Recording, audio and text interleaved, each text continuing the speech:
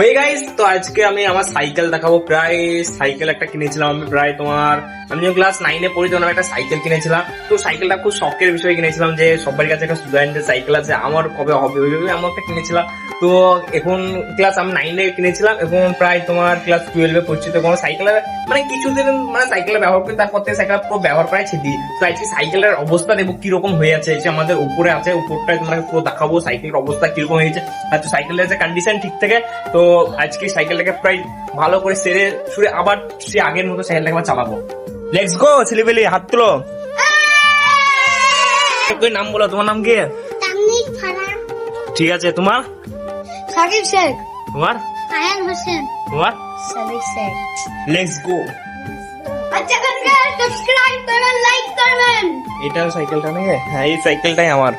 রে অবস্থা কি রে, এই সাইকেলটা একদিন কত শখ করে কিনেছিলাম, আমি যে ক্লাস 9-এ পড়ে সাইকেলের জন্য কান্না কাটি করে কিনেছিলাম। আজকে সেই সাইকেলের অবস্থা দেখো কি অবস্থা।